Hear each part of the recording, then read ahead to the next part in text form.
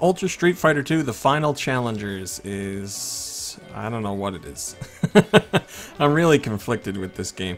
So back in the day, I played a ton of Street Fighter 2 and all the different versions that were available. I played it in the arcade, I played it on the Super Nintendo, I played it on the Genesis. I've played, you know, multiple iterations of Street Fighter 2. And now we're at Ultra Street Fighter 2, the final challengers. And the core game itself, which is Street Fighter 2, you know, with tweaks, or I guess I should say Street Fighter 2 Turbo with tweaks, it's still just as good as it ever was. And I poured tons of hours into it back then, and I did that with mostly with multiplayer because I was playing against, you know, friends sitting in the same room, and we could do that for a really long time. So I can still do that here. It's just as fun. It's just as engaging. You know, there's some slight tweaks in there, but it plays pretty much exactly the same. But you know, is that enough? I don't know. And the other stuff that's in the game, I feel is lackluster. If you've never played a Street Fighter game, I can highly recommend Ultra Street Fighter 2 because, like I said, the core game of just the fighting one-on-one is a lot of fun. It's always been that way. But if you've played other Street Fighter games, I don't know why you would pick this one up. You've pretty much experienced everything that there is in here, and everything that you haven't experienced you don't really want to sit down with.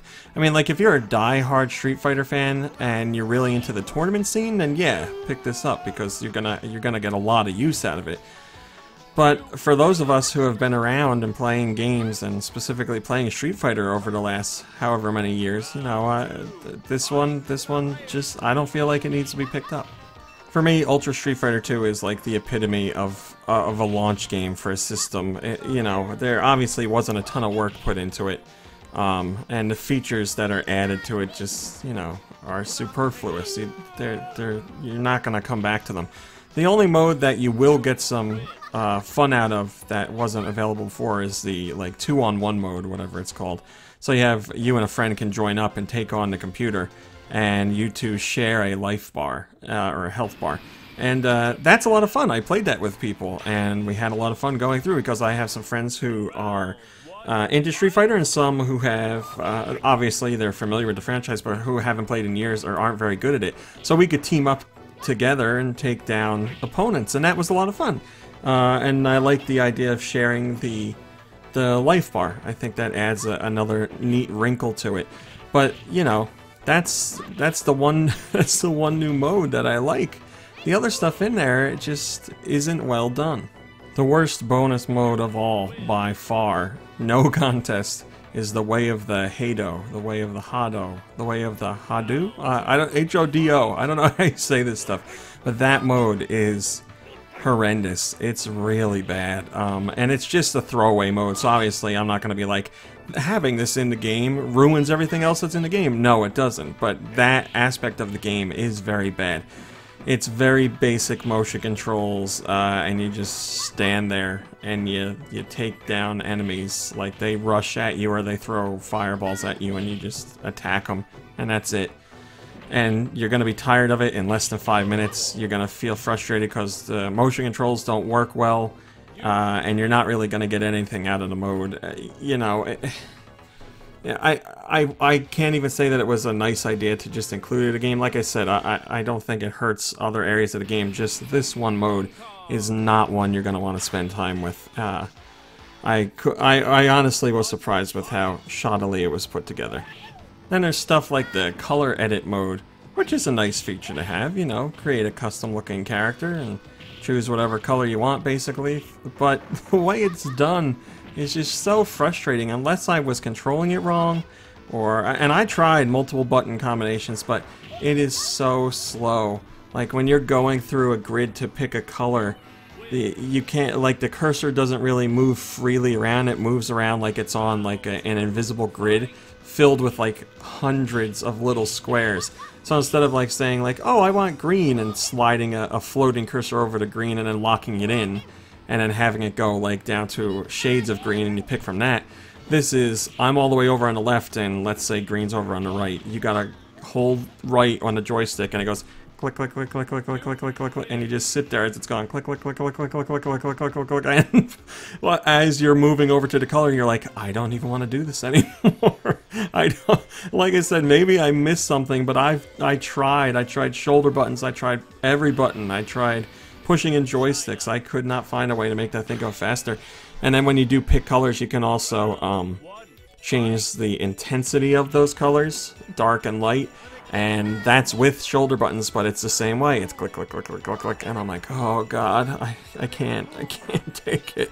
It could have been such a fun thing if you could have if they could have optimized it a little bit better and made it more user-friendly, but it's a rough one, man. You'll probably go in and make 1 or 2 characters and be like, okay, I actually want to play the game now. I can't stand doing this anymore. The thing is, when it comes down to actually playing Street Fighter, you know, going into arcade mode and fighting through the opponents, it's fun. It was fun, what, 20 years ago? It's still fun now. I enjoyed it just as much. Now, you can switch between the graphic styles, and there's 2 of them, so you have what it used to look like back in the day in arcades, and, you know, the hand-drawn approach now. And you can do the same for sound effects. You can do updated music and sound effects, or the old school stuff. Now, I don't know. I don't know if it's because, you know, I played this a million years ago, but the sound effects and music, there are some remixes of the songs that I do like. I like some of the things that he did, but overall, I wanted a classic style music just because I felt it was better.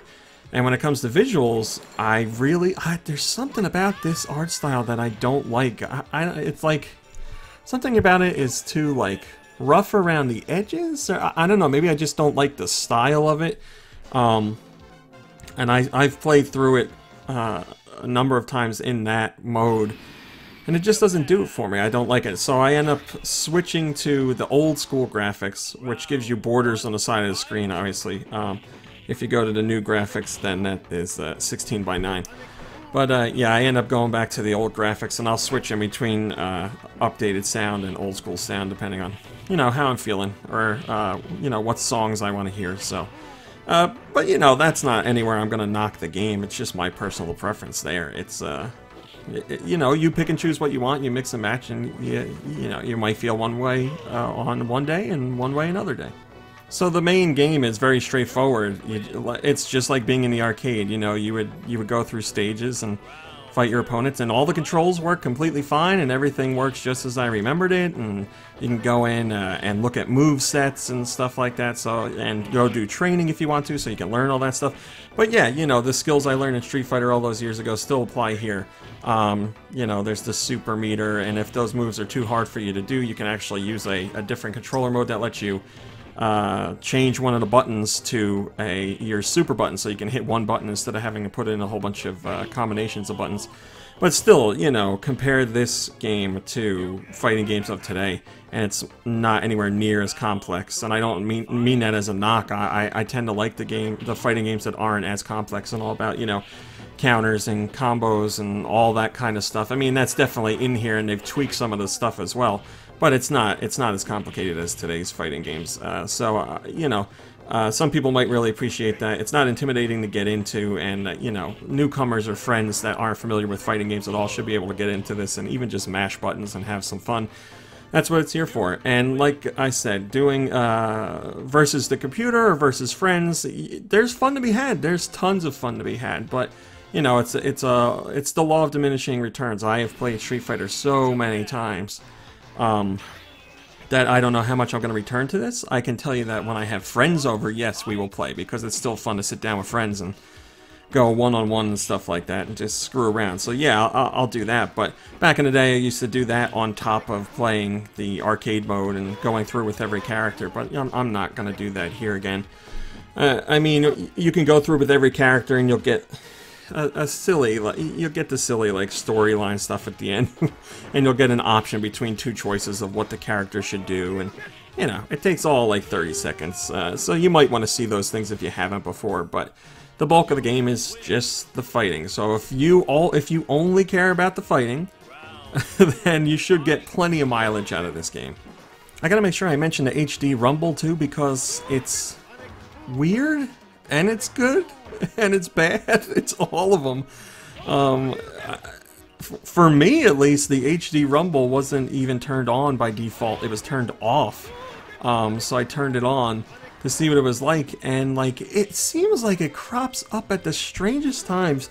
You know, you feel like you'd get hit by a punch and you'd feel HD rumble, but that's not the case. Or you feel like your character would hit the ground and then you'd feel HD rumble, but that's not the case. I mean, there are certain moves and certain instances where you get hit with things where you will feel it, but it seems like they just did such a random job with it. I don't know how they decided what they implemented it for.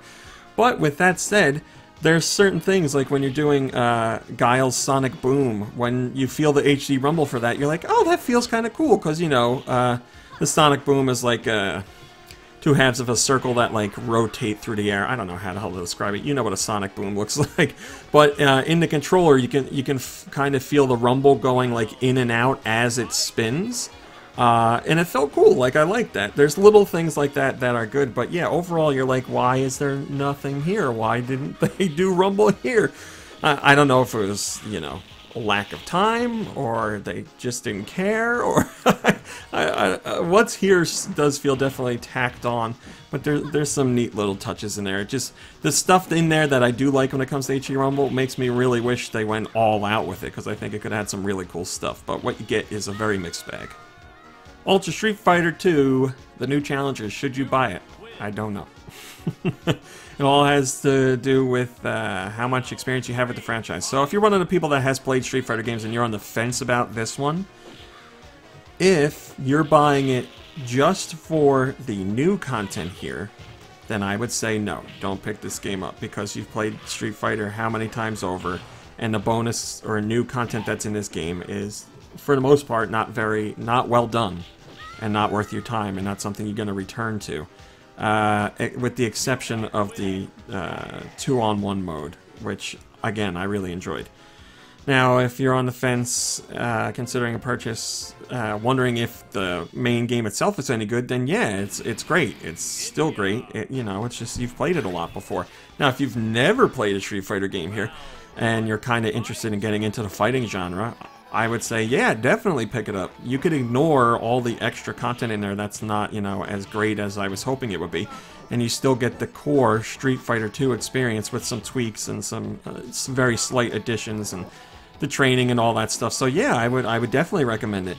But yeah, you really have to decide if you're willing to spend money on this version versus, you know, any of the other Virtual Console versions that have come out. And yeah, obviously they're not going to have updated graphics and sound and stuff like that, but still, you can, by and large, when it comes to the main game, you can get this experience in so many other ways on so many other platforms. So new content's not worth it. Old content is as good as it's ever been. If you're a huge fan of Street Fighter, I don't know what to tell you. Best advice I can give you is to make sure you are aware of what you're getting when you pick up this game.